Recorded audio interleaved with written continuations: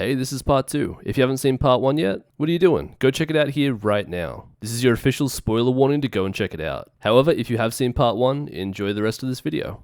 While traveling across the desert with a caravan, Millie and Wolfwood encounter Julius and Moore, a pair of lovers who are trying to escape from it all. Julius, the son of the caravan company's owner, has learned that the company engages in human trafficking and wants to save Moore from being sold into slavery. Vash accepts a $20 million contract to kill Julius and keep the company in business, to the shock of Meryl and Millie. Wolfwood is convinced that someone will have to die before the situation can be resolved, but Vash comes up with a plan to fake the deaths of Julius and Moore so they can get away together. The owner then sends his apologies to Julius and frees Moore, and Wolfwood parts ways with Vash, Meryl, and Millie. A peaceful day in town for the trio is then ruined when a powerful telepath, Legato Bluesummers, arrives to warn Vash that he will die very soon. Vash is then subsequently arrested for the murder of a shoemaker and jailed to await trial. As he ponders Legato's message that night, Monev the Gale, who is a member of the Gung Ho Guns, which are assassins operating under Legato's supervision, then storms into the jail to kill Vash, so he can be free to live his own life after 20 years of training.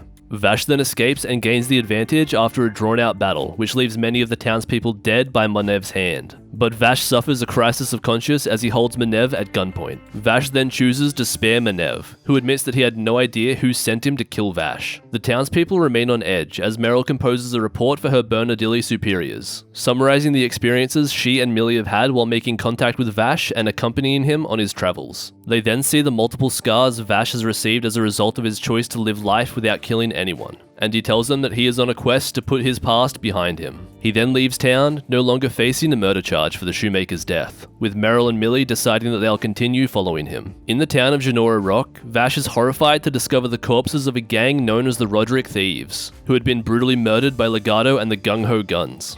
He chases after Legato, but instead comes face to face with one of the members of the latter's group, Dominique the Cyclops, a gunslinger who can seemingly move from place to place in an instant. As the two fight, Vash figures out how to neutralize her advantage and gains the upper hand, only to be interrupted by Meryl and Millie. Dominique then escapes in the confusion, and Vash warns the girls not to follow him anymore, and vows to find Legato at any cost. Around about 2 weeks pass, and during his search he accepts a challenge to meet Legato in the city of Augusta, unaware that the girls and Wolfwood are separately following him. Vash then uses his reputation to create a panic and evacuate the city, after which he faces two Gung Ho Guns. The first being the spike-throwing E.G. Mine, whom he easily beats, and who is also quickly killed by the second member, the samurai Rayday the Blade. As Rayday corners Vash and prepares to kill him, Vash's right arm transforms into an organic cannon known as the Angel Arm, whose blast destroys Augusta and carves a crater into one of the planet's moons. Wolfwood then later finds Rayday in the rubble and kills him. Meryl and Millie are then ordered to return to Bernadilli headquarters and give up their surveillance of Vash. We then cut back to far in the past, where we see parts of Vash's childhood with his brother, Knives. They're aboard a spaceship in a fleet that has departed from Earth as part of Project Seeds, which is an effort to colonize other planets. During this time, Vash develops an attachment to an optimistic crew member named Rem Savram, but the ideals he adopts from her puts him sharply at odds with Knives. See what I did there? Sharply at odds with Knives? Get it? Who is growing increasingly disgusted with the behavior of humanity. Knives then manipulates 3 other crew members into killing each other before killing the captain and altering the ship's navigational program to make them crash onto a planet. Rem then sacrifices her life to reprogram the ships and save as many colonists as she can, all the while urging Vash to take care of Knives. We then flash forward to an adult Vash, traveling to the city of July, recalling those words, shortly before its destruction. Cutting back to the present, Wolfwood arrives at the city of Casted, which has been overrun by a bandit gang whose leader claims to be Vash. A man named Erix then intervenes to save a young girl named Lena from the leader's wrath, but gets shot and is rushed to hospital. Wolfwood then recognizes Erix as Vash, who changed his name after the destruction of Augusta and has settled into a peaceful life with Lena and her grandmother Cheryl. Upon hearing that Lena has been kidnapped by the gang, Vash reluctantly takes up his gun and his old identity, accompanying Wolfwood on a mission to rescue her.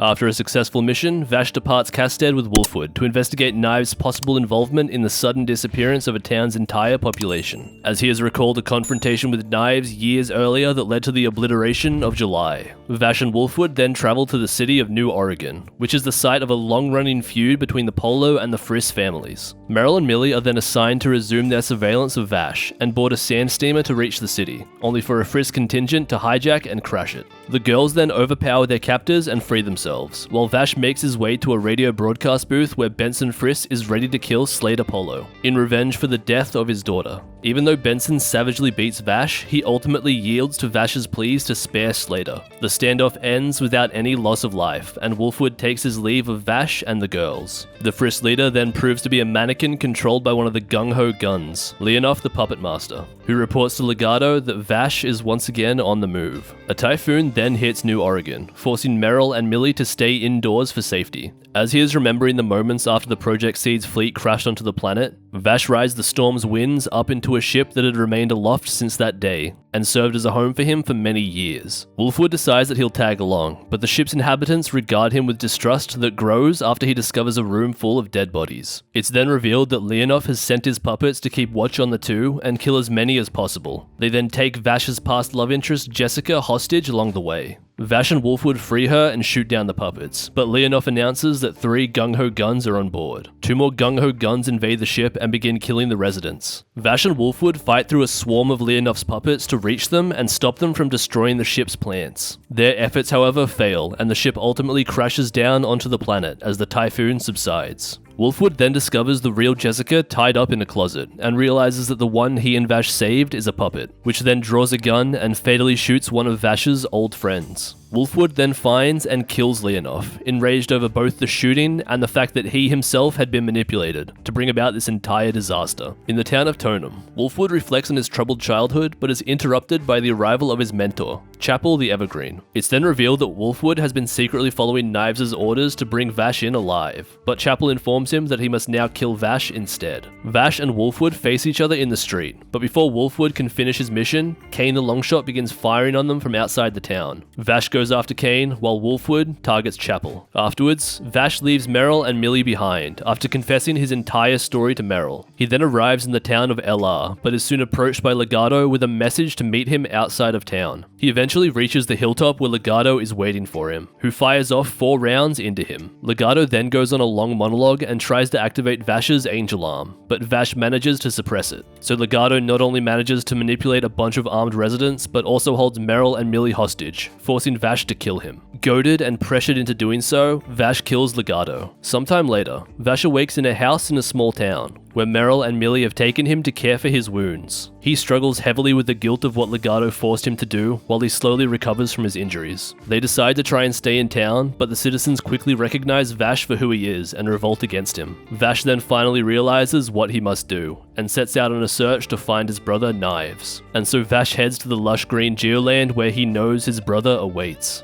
Vash then finally comes face to face with Knives at last. Reflecting on their childhood aboard the Project Seed's ships, their travels after crash landing on the planet, and all the torment Knives has put him through recently. The brothers then bring their guns and angel arms to bear in a final showdown. The fight takes place for a while, as they both try to gain the upper hand on the other. Eventually, Knives manages to gain the advantage and wound Vash. He then activates his angel arm and fires it, destroying the geoland plantation surrounding them in the process. To his astonishment, Vash cancels out the blast with an angel arm blast of his own. They then begin to talk telepathically and then fire off their angel arms again. Because of this, Vash becomes fatigued and unable to continue the fight. Knives then takes advantage of this by reloading his weapon and fires a few rounds at Vash, incapacitating him. Upon taking Vash's gun, Knives activates both of the angel arm powers and aims them at Vash. Out of nowhere, Wolfwood's voice advises Vash to use his cross gun that's beside him. Vash then uncovers the cross gun hidden beneath the ground and fires it off at Knives, making him drop Vash's gun. Taking back his gun, Vash fires it, and the bullet passes through Knives' heart. Confused, Knives then fires back, but only manages to graze Vash's cheek. Vash then reloads his weapon, firing back at Knives, incapacitating him. As he stands before his wounded brother, Vash aims his gun at Knives and claims that he will survive. Back at the town where Merrill and Millie are, the well that Millie has been working on strikes water. Meanwhile, Vash stands before his now bandaged up brother, tossing aside his coat and gun, then claiming in his mind to Rem that he'll be guided by his own words. With Knives on his shoulder, Vash then heads back to town where Merrill and Millie welcome him back. Hey, thanks for watching the video. If you enjoyed, please like and subscribe. It only takes a second and it really helps me out.